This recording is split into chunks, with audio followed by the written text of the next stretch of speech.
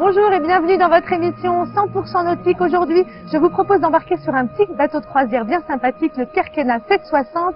Je vais tout de suite rencontrer Jean-Philippe qui est le distributeur du Kerkena 760. On y va. Jean-Philippe, bonjour. Merci de nous accueillir sur ton stand. Donc tu t'occupes de plusieurs marques de bateaux, Kerkena et Aventura. Explique-nous rapidement de quoi il s'agit. Alors on distribue et on commercialise deux gammes de bateaux, donc les Kerkena qui sont des monocoques de croisière. Donc on a le 5.5, le 6.10 et le 7.60.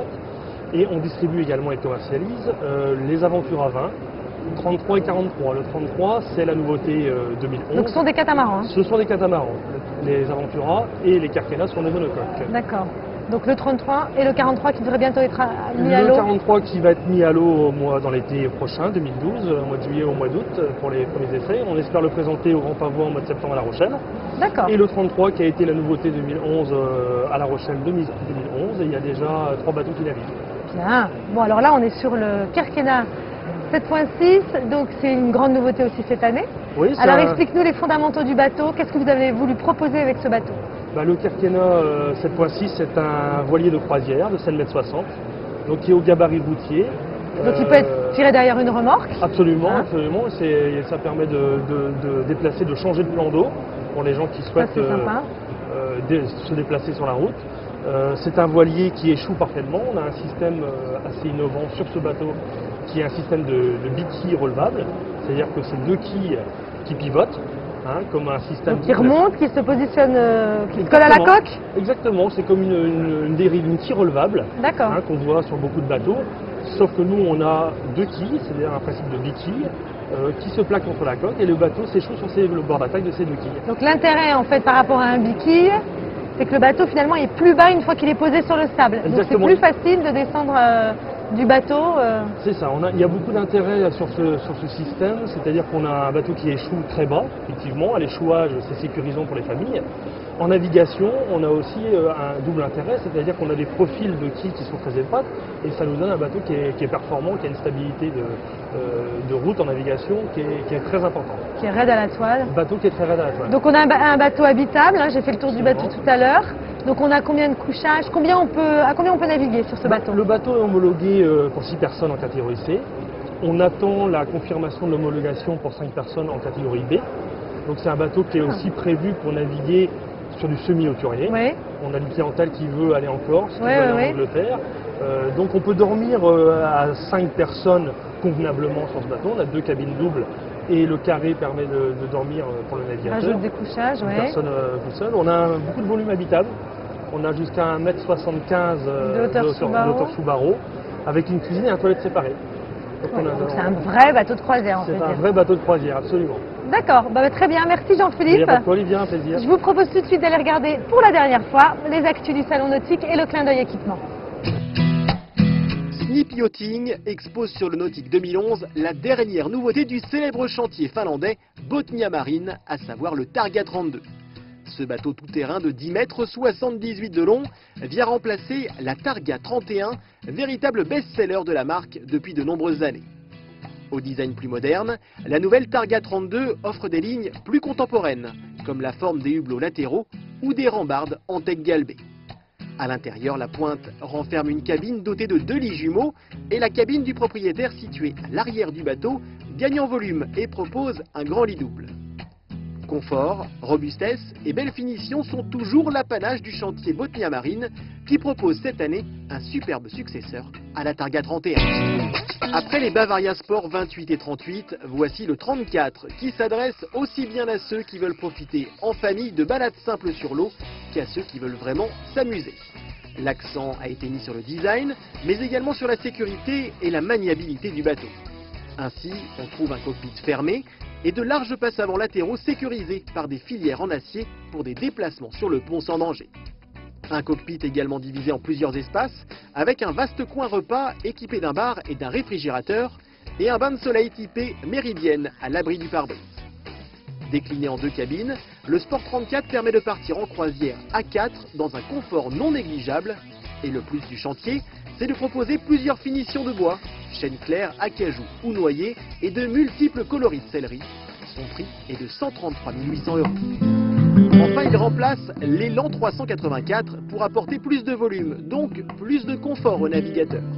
L'Élan 394, c'est son nom, présent sur le Nautique, était remarquable par son imposante présence. Roof proéminent, coque au flanc arrondi, tableau arrière avec siège encastré dans les balcons. Tout sur ce nouveau voilier respire la croisière épicurienne. L'intérieur douillet se décompose en 4 cabines doubles et son carré affiche une multitude de rangements. Dessiné par Rob Humphries, ce voilier de 11,55 m prône d'abord l'art de vivre en mer, la sécurité de l'équipage avant les performances. Mais tout cela paraît bien suffisant pour caboter le long des côtes. Depuis maintenant 10 ans, la Plaisance est en avance sur la dégradabilité de ses produits, tant en termes de peinture qu'en termes de détergence pure, et qu'elle a fait un grand pas en avant en limitant l'impact de ses produits sur l'environnement, tant sur la faune que sur la flore. Ça fait très longtemps qu'on n'élabore plus de produits avec des solvants pétroliers ou des solvants hydrocarbonés. Alors on parle bien de détergence, après on trouvera toujours dans les gammes de tout fabricant des produits qui n'entrent pas dans des critères de dégradabilité instantanée, puisque ce sont des produits qui ne sont pas censés être répandus dans l'environnement marin. On va utiliser par exemple de l'huile de copra, on va utiliser des produits à base d'agrumes, on va retrouver des agrumes dans les... Donc ce sont des solvants, on emploie toujours le terme de solvant, mais maintenant ce sont des solvants végétaux et non plus des solvants pétroliers. On fait des efforts aussi sur le packaging, on est parti maintenant de plus en plus sur du PET, sur un emballage facilement recyclable, ce qu'on retrouve d'ailleurs pour la grande consommation, pour les bouteilles d'eau, pour les bouteilles de jus d'orange. Donc la personne va avoir aussi la démarche de ne pas jeter son emballage de détergent, de shampoing dans une bannette prévue à cet effet. On répond maintenant à des normes qui sont de plus en plus drastiques, tant au niveau national qu'au niveau européen, en matière d'écologie. Voilà, 100% nautique, c'est terminé pour aujourd'hui. Ce soir, le salon nautique ferme ses portes. Mais avant de vous quitter, allons rencontrer Antoine le chanteur et quittons-nous sur de très belles images. À très vite sur Venz Up TV. Alors Antoine, tu es un habitué du nautique, on te voit assez régulièrement. C'est un salon qui te tient à cœur. Qu'est-ce que tu viens cette année nous raconter sur le nautique? Cette année, j'ai ramené au nautique tous les oiseaux que je rencontre dans les voyages. Voilà, joli. Plein d'oiseaux, des oiseaux de mer, mais aussi des animaux, des lémuriens, des éléphants, des crabes, des poissons. Alors comment s'appelle ton livre? Au paradis des animaux. Voilà, c'est un livre qui constitue mon arche de Noé personnelle.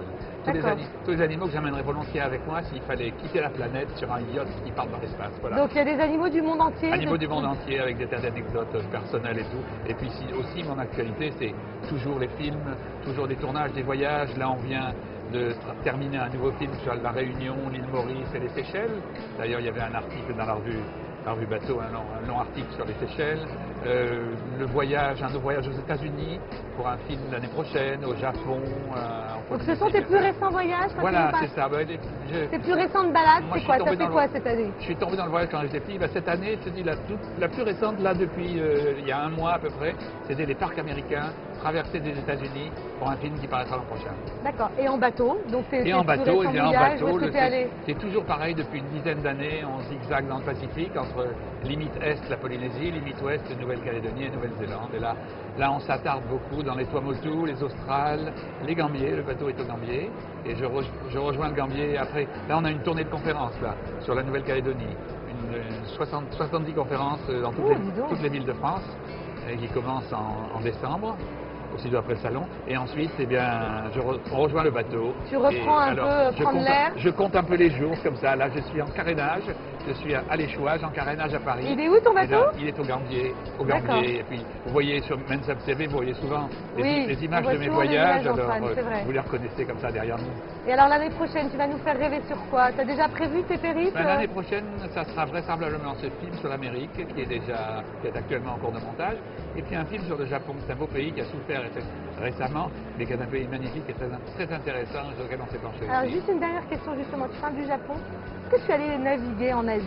Il paraît qu'il y a des très belles îles en Chine, les îles Tanya, tout ça. Est-ce que c'est un endroit... Je ne connais pas beaucoup l'Asie. J'ai voyagé un petit peu en Indonésie, je suis allé dans des îles au sud, dans l'océan Indien. Mais avec le bateau, je connais peu, à part les Maldives où j'avais navigué longuement.